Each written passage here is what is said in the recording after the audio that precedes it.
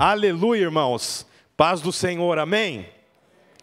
É uma bênção que a igreja está cheia aí, num feriado prolongado, né?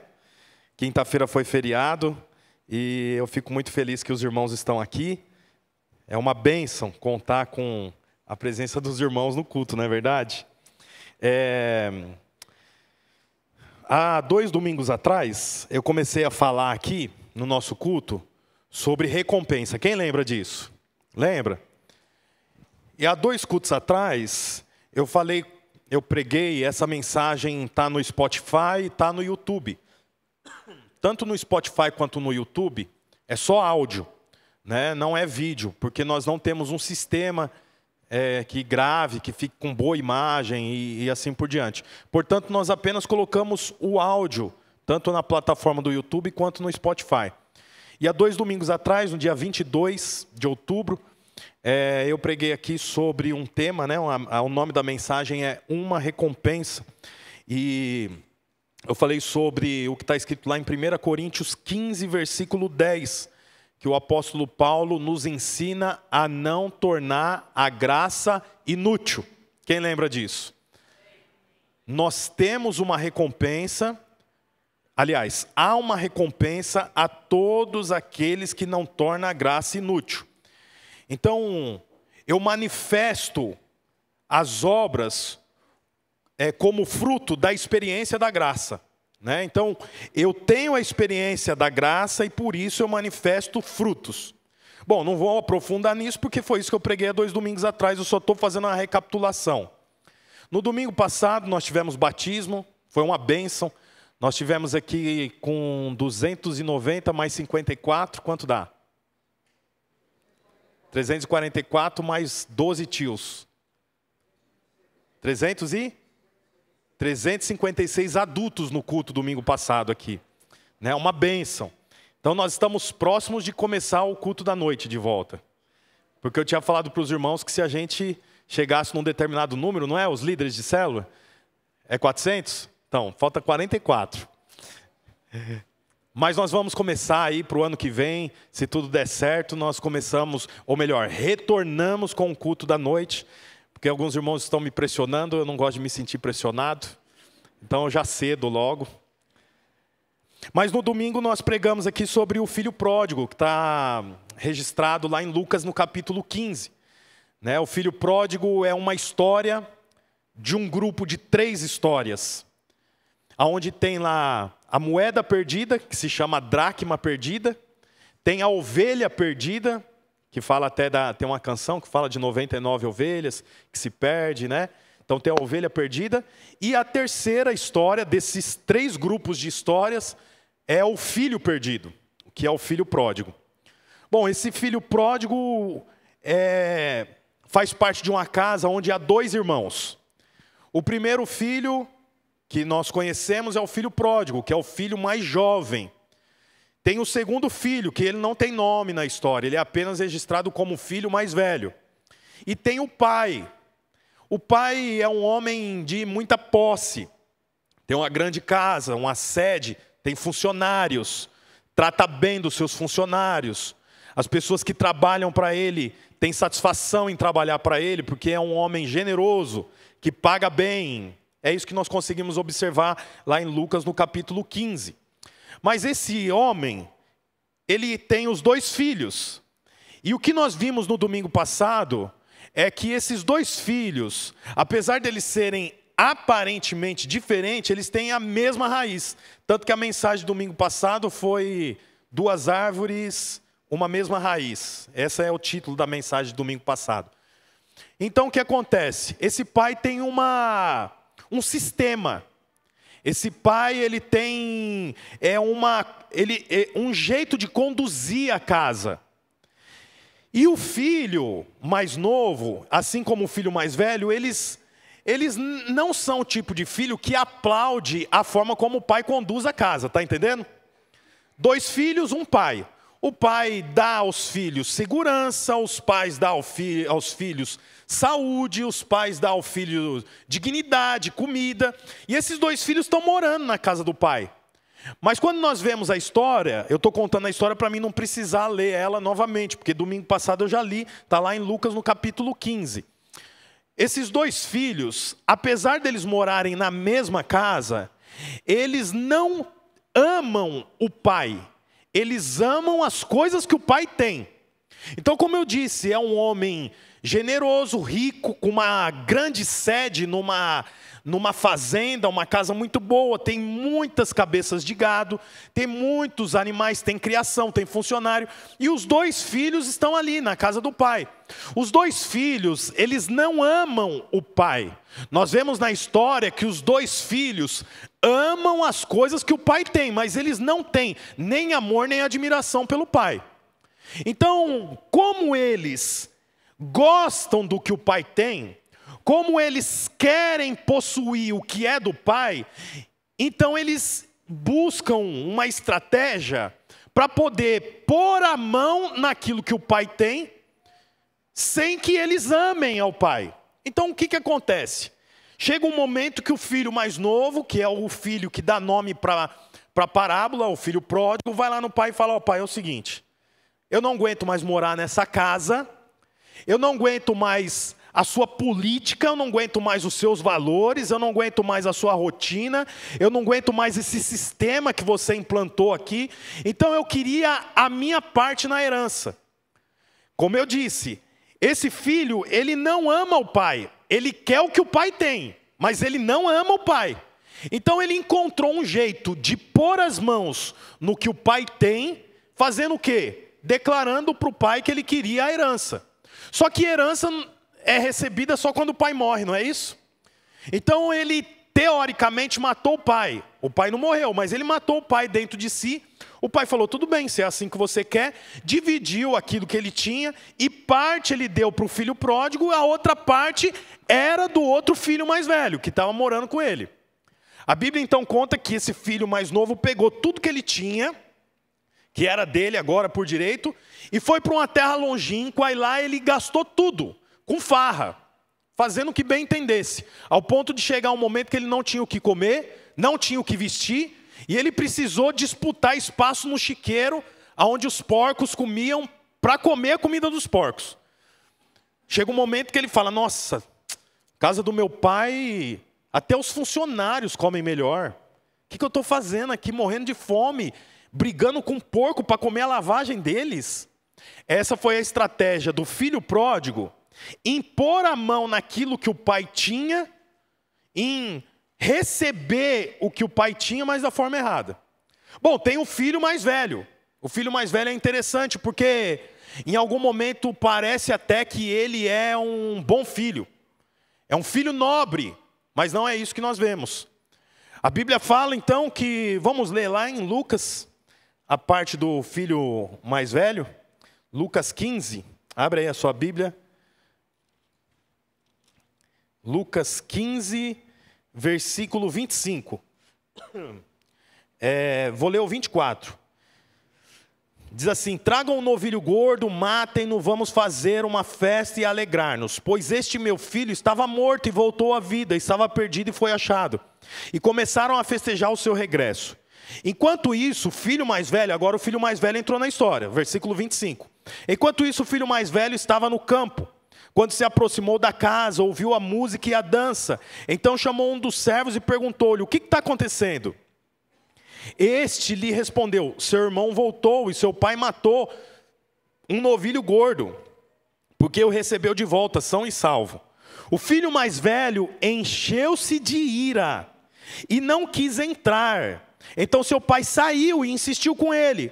Mas ele respondeu ao seu pai: olha, todos esses anos tenho trabalhado como um escravo ao teu serviço, e nunca desobedeci às tuas ordens, mas tu nunca me deste nem um cabrito para eu festejar com os meus amigos. Mas quando volta para casa, esse teu filho que esbanjou com os teus bens, com as prostitutas, mata um novilho gordo para ele. Então o filho mais velho, ele deixa a ira entrar no coração, porque ele fala o quê? Olha, eu sempre te obedeci como um escravo, e você nunca me deu o que você está dando para ele. Então, você vê que interessante. 2 filhos, o primeiro desenvolveu uma estratégia para pôr a mão nas coisas do pai. Ele não queria ter o pai por perto. Por quê? Porque o pai atrapalhava ele. O pai atrapalhava o filho pródigo. O filho pródigo era um filho rebelde. Então o pai falou mais ou menos assim, ó. Você mora aqui em casa, tem comida, tem bebida, tem alimento, tem segurança, tem a minha companhia. Só que para morar aqui dentro tem uma rotina. Tem uma forma de viver aqui dentro. Eu não sei se você já passou por isso, mas o pai fala para o filho, ó. O filho de repente fala, eu quero fazer uma tatuagem. O pai fala, você pode fazer, mas quando você for morar na sua casa, aqui dentro da minha casa eu não quero. Está errado? Não, é a rotina dele, é a casa dele. Ah, eu vou pôr brinco, o rapaz fala. O pai fala, não, na minha casa você não vai pôr brinco. Você quer pôr brinco, quando você casar você põe. Porque aqui dentro de casa é assim. O filho enche o prato de comida, come só metade, o resto vai para o lixo. O pai fala o quê? Ó, não, isso aqui está errado. Como é que você faz isso? Tem gente que não tem o que comer, você está enchendo o prato. São valores. No Natal, o filho fala, eu vou viajar com os meus amigos. O pai fala, não. No Natal nós passamos juntos. Você quer viajar com seus amigos, você vai no Ano Novo. No Natal nós passamos juntos. São valores da casa do pai. Então, na parábola do filho pródigo, o pai tinha uma rotina que o filho não concorda. Só que ele quer pôr a mão nas coisas que o pai tem, mas ele não quer a companhia do pai. Ele não quer ter o pai por perto. Por quê? Porque o pai incomoda. De repente ele quer fazer alguma coisa, o pai está perto, fala, nossa, vontade de fumar, eu não posso fumar perto do meu pai. Se eu fumar lá, depois eu volto, fumar com um gosto com um cafezinho, vai dar cheiro, ele vai me... Então ele fala, chega uma hora que ele falou, o seguinte, me dá o que você tem, porque eu quero o que você tem, mas eu não vou mais morar aqui. Tem o outro filho, que é o filho mais velho. O filho mais velho parece um bom filho, mas você vê que interessante, só mudou a estratégia. Enquanto o filho pródigo pediu a parte dele na herança, o filho mais velho obedece o pai como escravo, mas não é por causa do pai, é porque ele quer também pôr a mão nas coisas que o pai tem. Então você percebe, o rebelde, o pecador, ele não tem diferença nenhuma do religioso. O religioso que obedece todas as regras, que faz tudo direitinho, mas que não ama o pai, ele quer apenas pôr a mão naquilo que o pai tem. Ele quer estar próximo ao pai só porque o pai tem coisas boas para ele. Ele não tem admiração pelo pai.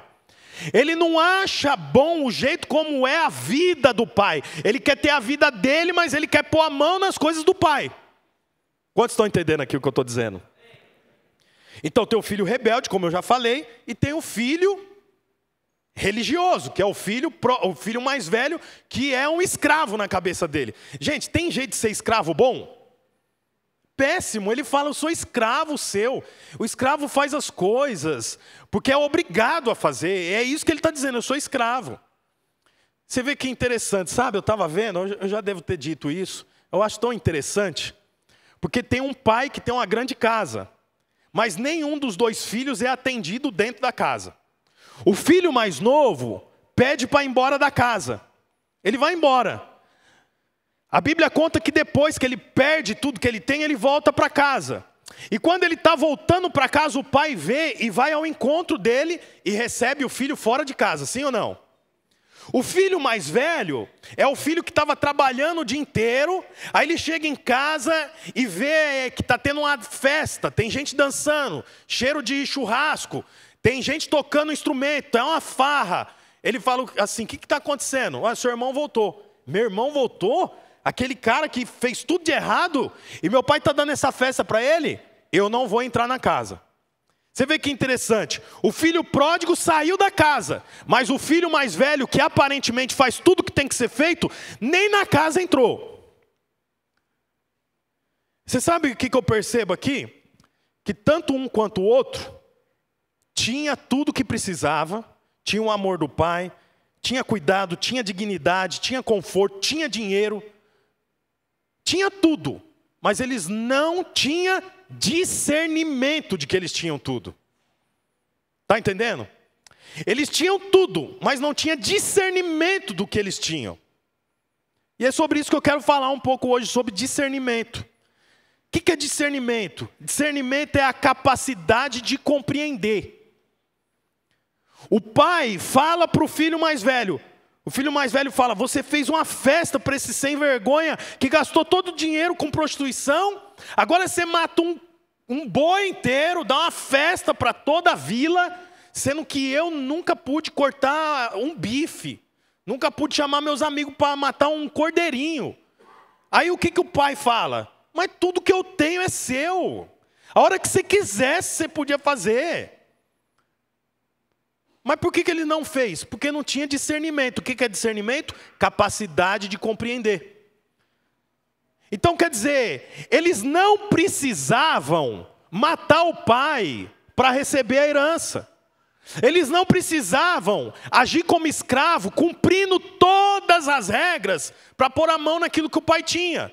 Eles já tinham tanto a herança quanto a recompensa. Mas por que eles não colocavam a mão naquilo que o pai tinha? Porque eles não tinham discernimento. O que é discernimento? Capacidade de compreender, capacidade de perceber. Eu fui para a praia quinta-feira, no feriado, com meus filhos. E a Elisa fez aula de natação, então ela se vira bem, já é maiorzinha também. O Levi não. Aí ele vai com a boia. Mas quando ele chega na piscina que vê outras crianças sem boia, o que você acha que ele quer fazer? Sem boia. Aí ele fala assim: eu vou segurando na borda, pai. Mas é fundo aí, se você escorregar, você afunda. Não, mas eu quero, daí ele vai. Aí fica lá, 1 hora escorrega uma mão. Aí ele está rindo, aí fala assim. Aí ele fala: nossa, não é que escorrega mesmo? O pai está de longe vendo. Mas por que ele não põe a boia? Porque ele não tem capacidade para compreender. Você vai fazer um bolo. Já aconteceu lá em casa, quando a Elisa era pequenininha. Eu quero fazer o bolo. Aí ela foi apertar aquela batedeira e olhar. E o que aconteceu com o cabelo? Teve que cortar o cabelo. Assou o bolo, queimou o cabelo e comemos o bolo. Mas assim, você vê, tem coisas que o filho não pode acessar. Por quê? Porque não tem discernimento. O que é discernimento? Capacidade de compreender. Então, é do filho, mas o filho não tem discernimento. Então o pai não pode dar para o filho. É o que acontecia com o filho pródigo e com o filho mais velho. Você vê, o filho mais velho é alguém que deveria até acessar mais rápido as coisas. Mas não acessa, por quê? Porque ele ainda não compreendeu que ele não vai acessar o que o pai tem, porque ele faz tudo direito. Ele vai acessar tudo que o pai tem só por um motivo: ele é filho. E é o que muitas vezes acontece com a gente, que é crente. Não tem condições, não tem discernimento para entender. Então ele pensa assim: não, esse mês eu vou todo domingo para o culto e vou dar o dízimo e vou ofertar. Amém. Faça isso. Mas não faça isso pensando que você vai acessar o que o pai tem porque você está fazendo. O problema é a mentalidade. É por isso que quando nós entregamos a vida para Jesus, a Bíblia fala lá em Romanos 12:2, que a nossa mente tem que ser renovada. Para quê? Para mim experimentar qual seja a boa, perfeita e a agradável vontade de Deus. Como que eu experimento a boa, perfeita e agradável vontade de Deus? Se a minha mente for renovada. Portanto, se o filho não tem a mente renovada, ele não é mais rebelde. Por quê? Porque ele não vai matar o pai, pegar o dinheiro e ir para a prostituição, ir para as drogas, pegar o dinheiro e entrar num cassino e gastar tudo lá jogando carta. Ele não vai fazer isso. Você que é cristão, você não vai mais fazer isso. Mas o que o filho mais velho, que subentende-se que é mais maduro, faz? Ele pensa assim: eu vou fazer tudo direitinho, porque aí Deus me dá um carro que eu estou querendo. Eu vou fazer tudo direitinho, aí Deus vai multiplicar a minha célula. Eu vou fazer tudo direitinho, aí eu vou acessar a saúde e a segurança de Deus. Eu vou fazer tudo direitinho, aí eu vou acessar a dignidade do Pai. Eu vou fazer tudo direitinho, aí o Senhor vai me dar um novo emprego. Não muda nada o filho rebelde do filho mais velho. Por quê? Porque os dois estão desenvolvendo uma estratégia para pôr a mão do pai, além de ser filho. Quer pôr a mão nas coisas do pai, mas não é porque é filho, é porque está fazendo alguma coisa. É porque está fazendo algo. Não, está errado. Nós precisamos ter discernimento. A pergunta é, como ter discernimento? Vamos perguntar isso? Pergunta para a pessoa que está do seu lado aí, como faz para ter discernimento? Aí a pergunta, como que eu tenho discernimento? Mais uma vez, o que é discernimento? Capacidade de compreender, capacidade de perceber. Então, eu quero ler 5 textos com você aqui, que mostra como que eu tenho, ou como que eu recebo, desenvolvo discernimento. O primeiro texto está lá em Salmos, abre a sua Bíblia em Salmos, capítulo 119. É um Salmos que nós não temos certeza quem escreveu, mas tudo indica que quem escreveu foi Davi. Salmo 119, versículo 99, é um salmo bem extenso. Diz assim, ó: tenho mais discernimento que todos os meus mestres. Por quê? Olha o que ele fala: pois medito nos teus testemunhos. O que Davi está falando aqui? Que ele teve aulas, que ele aprendeu com muitos mestres. Mas ele tem mais discernimento. O que é discernimento? Capacidade de compreender. Ele tem capacidade de compreender maior do que os mestres. Por quê? O que diz lá? Porque eu medito nos teus testemunhos. O que é os testemunhos? É a palavra. Ele medita na palavra. E sabe, meditar é diferente de ler. Acho que é bom falar isso. Ler é passar os olhos. Eu posso abrir aqui, seja o teu amor, o meu consolo, conforme a tua promessa ao teu servo. Acalma-me a tua misericórdia para que eu tenha vida, porque a tua lei é meu prazer. Tá, isso aqui é o quê? É ler. O que é meditar? Meditar é refletir. Então eu leio aqui, seja o teu amor o meu consolo. Seja o teu amor o meu consolo. Oh meu Deus, minha esposa, está tão difícil o meu casamento, meu marido não responde de forma correta. Mas, Senhor, seja o teu amor o meu consolo. Percebeu a diferença? Senhor Jesus, eu estou indo para trabalhar, mas eu não aguento mais. Eu não aguento mais a pressão desse ambiente. Eu não aguento mais esses meus companheiros de trabalho aqui, meu Deus. Você já foi trabalhar algum dia com essa sensação de que você está indo para o inferno? Você está indo para a guilhotina. Você já teve essa impressão? Você acorda na segunda e fala, meu Deus, eu queria estar em qualquer lugar do planeta, menos para onde eu estou indo. Tá, quando eu leio assim, seja o teu amor, o meu consolo, conforme a tua promessa, o teu servo. Quando eu medito, o que eu faço? Senhor, eu estou indo para o meu trabalho, eu não queria ir. Mas seja o teu amor o meu consolo. Senhor, eu descanso no seu amor. Isso que é meditar. Parece uma coisa simples, mas é completamente diferente. Você sabe, você pode meditar até em uma notícia que você vê na internet. Você lê lá uma notícia. Tá, eu posso ler, mas eu posso meditar. Nossa, a economia melhorou esse tanto. Rapaz, se melhorou, o ano que vem vai melhorar mais. O que eu posso fazer? Você está entendendo? Você vai conversando com aquilo que você está lendo. Isso que é meditar. Tá, então vamos voltar lá. O filho pródigo e o filho mais velho são 2 filhos de um mesmo pai que buscam uma forma para acessar o que é do pai. O que é do pai? É do pai segurança, é do pai saúde, é do pai a comida, é do pai o dinheiro, é do pai o conforto. Tudo é do pai e eles querem acessar isso. Tá, por que eles não acessam? Porque eles não têm discernimento. Quantos estavam aqui domingo passado? Levanta a mão. Domingo passado eu falei sobre amar a Deus acima de todas as coisas. Lembram disso? E eu respondi que é impossível amar a Deus de todo o coração. Vocês lembram? Por quê? Porque é o nosso coração. eu não sei, tem muita gente que se equivoca falando assim sobre o primeiro amor. Então, voltar para o primeiro amor, porque o primeiro amor... Vocês já ouviram essa expressão? E as pessoas se confundem achando que o primeiro amor é aquela sensação que eu tenho assim que eu me converto, não é? Assim que eu entrego a vida para Jesus, esse é o primeiro amor. Então, as pessoas pregam para todo mundo e representam o Senhor aonde vão. Mas eu quero dizer para você que esse não é o primeiro amor.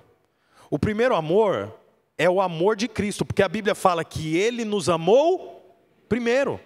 Então, voltar ao primeiro amor não é voltar para a sensação que eu tinha quando eu entreguei a vida para Jesus, ou que eu tive. Voltar para o primeiro amor é voltar para o amor do Senhor, o amor que Ele tem por mim.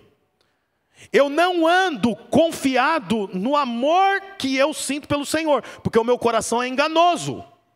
É ou não é enganoso? É enganoso.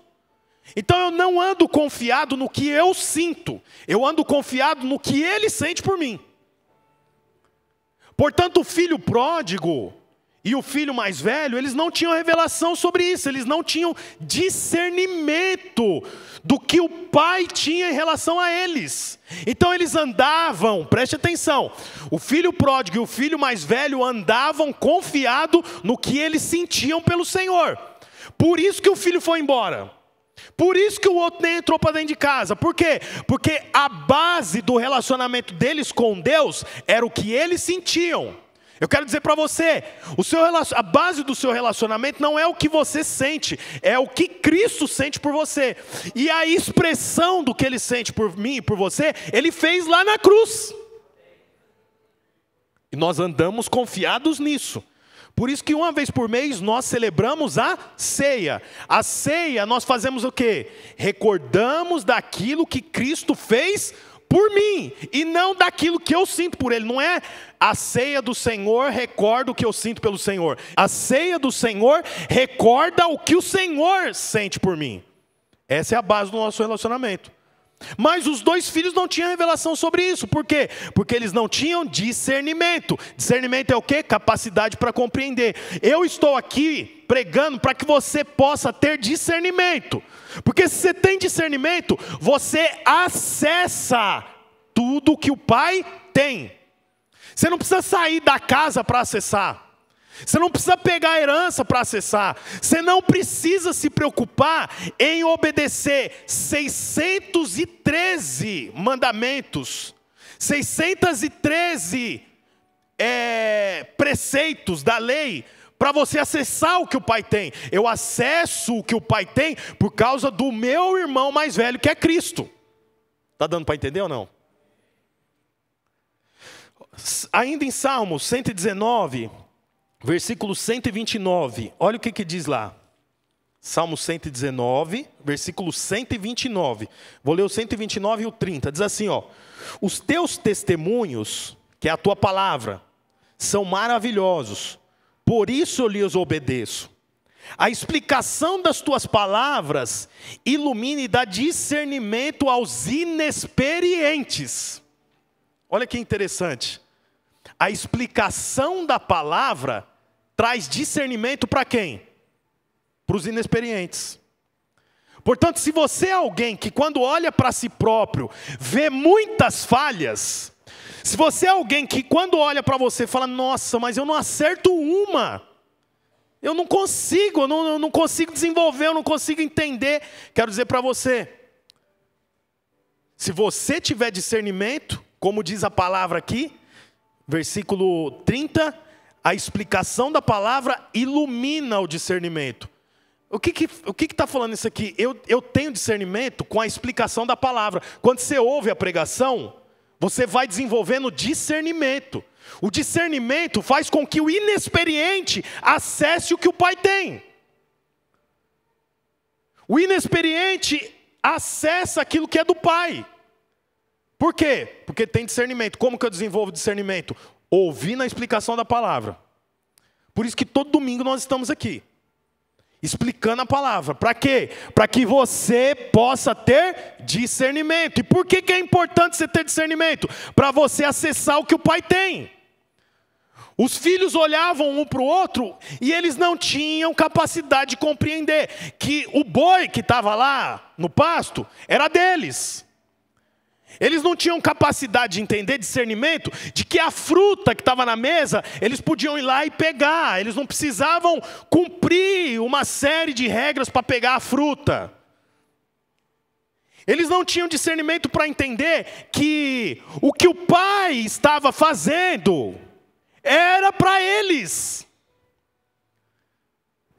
Veja bem, isso aqui você não está. Você consegue entender que isso aqui é a nossa vida? Tem uma fruteira em cima da mesa. Essa fruteira não tem uma maçã, tem lá a cura. Cura para a sua dor de cabeça. Cura para as suas dores no braço. Você sabe, a cama, aqui para a nossa realidade, que eu tenho acesso, não é uma cama com coxa da Zelo. A cama é o descanso. Portanto, há descanso para aqueles que habitam junto ao Pai. Mas por que eu não tenho, pastor? Falta discernimento. Como que eu tenho discernimento? Meditando na palavra, ouvindo a explicação da palavra. Se você não ouve a palavra, se você não lê a palavra, é impossível de você acessar. Por quê? Porque o pai tem uma rotina dentro da casa. O pai tem os princípios de dentro da casa. Se eu sou um filho que eu não conheço os valores do pai, como é que eu vou acessar? Imagina que o meu filho não me conhece, então ele chega em casa, a janta está posta, ele senta na mesa, tira o tênis que ele chegou da escola, cruza os pés, coloca os pés em cima da mesa, tira a camiseta e começa a comer com a mão, esfregando a comida no rosto. Eu vou olhar para aquilo e vou falar, meu, da onde você aprendeu isso? Aí ele vai falar assim, da onde eu venho, lá da escola, o pessoal faz tudo assim.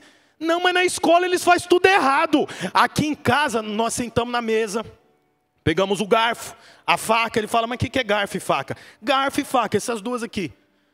Aí nós colocamos o líquido dentro do copo. Nós não pegamos a comida com a mão e esfregamos no rosto, no cabelo. Mas por que ele não sabe isso? Porque ele não conhece a rotina da casa. Quero dizer uma coisa para você, talvez você não está acessando aquilo que o pai tem, porque você não conhece os princípios da casa do pai.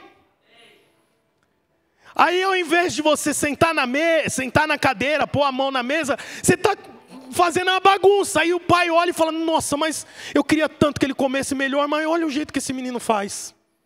E o pai não pode te dar. Quantos estão entendendo? Abre sua Bíblia em Hebreus. Hebreus 5,13. Hebreus 5,13. Diz assim: quem se alimenta de leite ainda é criança e não tem experiência no ensino da justiça. Mas o alimento sólido é passado para os adultos, os quais pelo exercício constante tornam-se aptos para discernir tanto o bem quanto o mal. Então você vê que eu tenho discernimento quando eu como comida sólida. Primeira coisa é isso. Olha o que o texto diz, versículo 13. Quem se alimenta de leite ainda é criança e não tem experiência no ensino da justiça. Portanto, ensino da justiça não é comida para criança. Não é leitinho. Você sabe, nós temos pregado aqui domingo após domingo sobre justiça. A justiça de Deus. Nós fomos justificados, amém? Não é isso que eu prego aqui todo domingo praticamente? Você foi justificado, não está relacionado com o que você faz, está relacionado com o que Cristo fez. Não é a sua posição, não é a sua postura, é a postura do Senhor. Eu estou inserido em Cristo, portanto eu tenho o que Cristo tem. Não é isso que eu prego todo domingo aqui? Isso não é leitinho, isso é comida sólida. Portanto, comida sólida é quando nós falamos sobre favor, sobre graça. Isso é comida sólida. Sabe quando que eu desenvolvo discernimento? O que é discernimento? Capacidade de compreender. Quando eu falo sobre comida sólida, o que é comida sólida? Comida sólida é a nova aliança. A nova aliança, a mensagem da graça, a mensagem do favor, a mensagem de que Cristo já fez tudo por nós. Eu apenas entro debaixo da bênção. Está dando para entender, meus irmãos? Tem certeza? Aqui o texto ainda continua. Mas o alimento sólido é para os adultos, os quais pelo exercício constante tornam-se aptos para discernir. O que faz você ter discernimento? Exercício constante. É o que ele está dizendo aqui. O que é exercício constante? Exercício constante é você se alimentar e viver essa mensagem diariamente.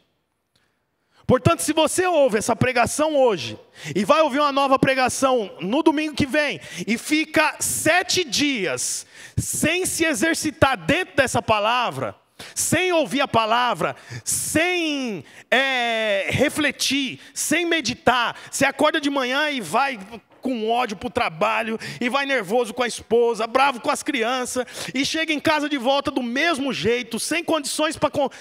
Você não para um minuto e fala, não, eu sou filho amado. Meu Deus, Senhor, eu descanso no teu amor. Sabe, se você não faz isso, você não está fazendo um exercício constante. Exercício constante é você lembrar o tempo todo quem você é em Cristo. Satanás quer te lembrar o tempo todo quem você é, mas ele não quer lembrar você o tempo todo de quem você é em Cristo. Tem uma grande diferença quando eu lembro de quem eu sou. Porque quando eu lembro de quem eu sou, eu lembro do quê? Eu lembro de quem eu sou como um orgulhoso, alguém que não gosta de pedir perdão, que tem dificuldade de perdoar, um arrogante, falso, mentiroso. É isso, quando eu penso em mim, eu penso nisso. É ou não é verdade? Portanto, Satanás quer que eu lembre de mim o tempo inteiro. Mas é interessante, o que nós vemos aqui, é que Satanás não quer que eu lembre quem eu sou em Cristo. Porque quando eu estou inserido em Cristo, tudo que Ele é, eu sou. Tudo que Ele pode, eu posso. Tudo que Ele tem, eu tenho. Era para vocês falar amém melhor, gente. Por último, Mateus 16. Vou acabar com esse texto.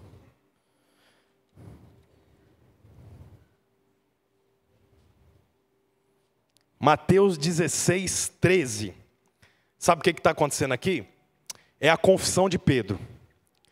É aquele momento que Jesus pergunta para os discípulos: o que estão dizendo sobre mim aí? O povo aí diz que eu sou quem? Lembra desse texto? Está lá em Mateus 16, 13. Fala assim, ó.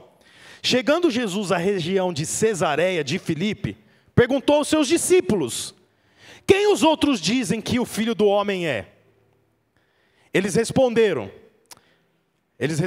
olha, o pessoal se divide. Alguns dizem que o Senhor é João Batista. Outros dizem que o Senhor é Elias. E ainda outros dizem que o Senhor é Jeremias. E tem outros que dizem que o Senhor é Ageu. E tem outros que dizem que o Senhor é Miqueias. Porque aqui diz assim, um dos profetas. Aí Jesus pergunta assim, e vocês? O que vocês dizem que eu sou? Versículo 16. Simão Pedro tomou a frente e respondeu: tu és o Cristo, o Filho do Deus vivo. Amém. Respondeu Jesus: feliz é você, Simão, filho de Jonas, porque isso não lhe foi revelado por carne ou sangue, mas por meu Pai que está no céu. E eu lhes digo que você é Pedro, e sobre essa pedra edificarei a minha igreja, e as portas do inferno não prevalecerão. Versículo 19. Eu lhe darei a chave do reino do céu. O que você ligar, será ligado no céu. O que você desligar, será desligado no céu. Presta atenção nesse finalzinho aqui, gente. Eu tenho discernimento quando eu não sigo a opinião pública. olha a opinião pública. Jesus fala, o que estão dizendo por aí que eu sou? A opinião pública diz o quê? Que ele é a reencarnação de um dos profetas, não é isso? Aí ele fala, e vocês, o que vocês estão dizendo? Aí Pedro toma a frente. E ele vem com uma revelação. O Senhor é filho do Deus vivo, o Cristo. Você sabe, nós não vamos ter discernimento, e se eu não tenho discernimento, eu trabalho como um escravo sem acessar o que o Pai tem. Nós não vamos ter discernimento se eu andar segundo a opinião pública. O que a opinião pública diz? Primeiro, a casa do Pai é retrógrada. Não é isso? A casa do Pai é retrógrada, eles não entendem um monte de coisa. Eles são contra um monte de coisa aí que o mundo está dizendo ok, mas a casa do Pai fala, não, isso aqui não pode. É retrógrado. A opinião pública diz o quê? Que isso que nós fazemos aqui é perca de tempo e que todos vocês estão sendo aliciados por mim para vocês darem dinheiro para mim fazer minhas coisas. A opinião pública diz isso, sim ou não? Em todo lugar. Na televisão, em comediantes, stand-up. A opinião pública diz que isso aqui é uma organização quase que criminosa. Por quê? Porque tem outras pessoas que parecem ser pastores, mas não são, e eles podem ser uma organização criminosa. Portanto, todas as igrejas são uma organização criminosa. É isso que a opinião pública diz. Enquanto eu e você estiver andando segundo a opinião pública, eu não tenho discernimento. Se eu não tenho discernimento, ainda que eu conheça o Pai, ainda que eu saiba que segurança, dignidade, poder, dinheiro, alegria, sono, descanso, está no Pai, eu não acesso. Por que eu não acesso? Porque eu acesso tudo isso quando eu tenho discernimento. Mas eu não tenho discernimento se eu andar segundo a opinião pública. Quem anda pela opinião pública chama Jesus de Genésio. Quem diz que eu sou? Ah, estão falando que o senhor é Elias. Ah, estão falando que o senhor é Jeremias. E estão dizendo que o senhor é João Batista. Tem um lá que falou que o senhor é Miqueias, Ageu, Oséias. O pessoal está falando que o senhor é Oséias. Cada um fala uma coisa. Mas é interessante que Pedro entra e define: o Senhor é o Cristo, Filho do Deus vivo. Aí o Senhor fala: de onde veio isso? Não veio de você, quer dizer, não veio da sua carne, não veio da opinião pública. Isso aí veio do Pai. Aí você vê que interessante. Pedro tem uma revelação mais profunda sobre Cristo, sim ou não? Sim. O que Cristo faz? Agora Cristo dá para Pedro uma revelação sobre ele. Achei isso tremendo, nunca tinha visto isso. Ele vai lá e fala: o Senhor é o Cristo, Filho do Deus vivo. Quer dizer, a revelação de Pedro, o discernimento de Pedro é superior. O Senhor olha e fala o quê? Vamos ver lá. O Senhor olha e fala assim: respondeu Jesus: feliz é você, Simão, filho de Jonas, porque isso não foi revelado por carne ou sangue. Versículo 18: e eu lhes digo que você é Pedro. O nome dele até então era como? Simão. Agora, porque ele teve um discernimento, que é o quê? Capacidade de compreender. Nenhum dos 11 discípulos tiveram o discernimento que ele teve. Ele teve capacidade de compreender acima dos outros. Agora que ele teve esse discernimento, o Senhor fala: eu vou falar uma coisa de você que nem você sabe. Você é pedra. Você sabe, quando eu tenho discernimento, eu não preciso mais ficar indo em coach para me descobrir quem eu sou. Eu não preciso mais ficar fazendo curso para mim saber quem eu sou. Por quê? Eu tenho discernimento, eu sei quem Cristo é. Então Cristo fala: você é Pedro. Ele dá a devolutiva de quem eu sou. Eu não preciso mais ficar indo em médico, em psiquiatra, em psicólogo, para saber por que eu sou estúpido, para saber por que eu sou ciumenta. Estou indo passar no psicólogo porque eu sou egoísta. Não, o Senhor já fala: você é egoísta. Você é orgulhoso. Mas quando isso acontece? Quando eu tenho discernimento. É interessante que o Senhor mostra para ele: você é Pedro. E logo depois o que o Senhor faz? Dá para ele uma chave. Quem está precisando de uma chave aí? Você está precisando de uma chave? Se você não tem todas as portas abertas, é porque você não recebeu todas as chaves. Se a porta do seu casamento está fechada, você não tem essa chave ainda. Se a porta do seu comércio está fechada, você não tem essa chave ainda. Se a porta da sua alegria está fechada, você não tem essa chave ainda. A Bíblia diz que o Senhor falou para Pedro: eu vou te dar uma chave, Pedro. É um interruptor. E assim, ó, você ligou na terra, liga no céu. Você desligou na terra, desliga no céu. Quando foi que o Senhor deu isso para ele? Quando ele teve discernimento sobre quem Cristo era. Agora que o Senhor viu que você tem discernimento, eu vou dizer quem você é. Agora que você sabe quem você é, eu vou dar o que você precisa. Você tem porta para abrir?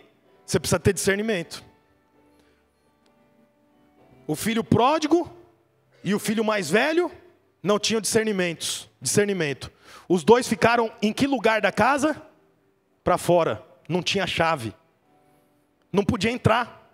Não podia acessar. O pai amava. Ao ponto do filho estar vindo, ele ir correndo ao encontro do filho. Por quê? Porque ele amava. Porque pai ama. Mas o pai não quer só amar e ser amado. O pai quer deixar que o filho acesse. Acessa, filho. Tudo é seu. Quer matar um cordeiro, chamar os amigos? Faz isso. Você quer ir para o pomar e pegar as frutas? Faz isso. Porque é seu. Mas precisa ter discernimento, capacidade para compreender, capacidade para perceber. Tá, isso eu recebo por intermédio de mágica? Não, eu recebo quando eu medito na palavra. Eu recebo quando eu ouço a explicação da palavra. Por isso que nós fazemos a célula. Nós fazemos a célula, inclusive eu queria falar para os irmãos. Agora eu não lembro mais quantas células nós temos. Mas no relatório, nós temos 255 pessoas, adultos envolvidos em célula. É um número muito grande, porque nós reunimos aqui com 280 adultos. Portanto, eu fico muito feliz. Por quê? Porque são irmãos que estão caminhando em direção à explicação da palavra. Porque lá na célula, você fala assim: eu queria perguntar um negócio, o pastor lá falou um negócio de filho mais velho. Eu sou filho mais velho ou eu sou filho pródigo? Eu queria saber. Aí o líder vai falar: vamos lá, vamos conversar. Quem pode me ajudar aqui? Quem pode responder aqui para ela? Para ele? Eu queria falar uma coisa aqui. Lá no culto, o pastor, um momento, falou sobre recompensa. Eu vou ter recompensa? Explicação. Aonde que tem explicação? Na célula. Não tem jeito dos irmãos levantar a mão aqui e fazer uma pergunta. Na célula tem. Portanto, eu desenvolvo discernimento quando? Quando eu medito. Quando eu ouço a explicação. Quando eu tenho alimento sólido. O que é alimento sólido? A nova aliança.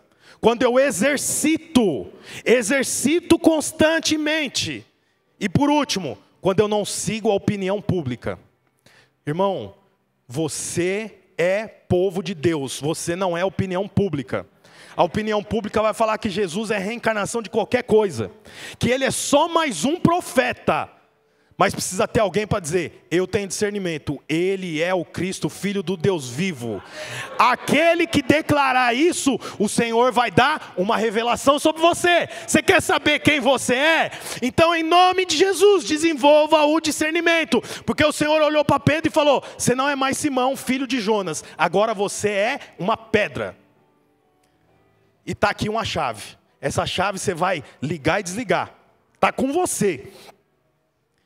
Você não vai ver na Bíblia dizendo que Jesus andava e a sombra dele curava. Mas você vai ver Pedro fazendo isso. Por quê? Porque ele recebeu uma chave. Aqueles que recebem chave fazem coisas maiores do que Cristo fez. Recebem coisas maiores, vivem coisas maiores, têm oportunidades maiores. Por quê? Por causa da discernimento. Eu queria que você ficasse de pé, irmãos. Olá, você acabou de escutar mais uma de nossas pregações. Eu quero aproveitar e te fazer um convite para que você venha aqui nos conhecer pessoalmente em um dos nossos cultos. Também aproveite e nos siga nas redes sociais para mais informações. Deus abençoe e até mais.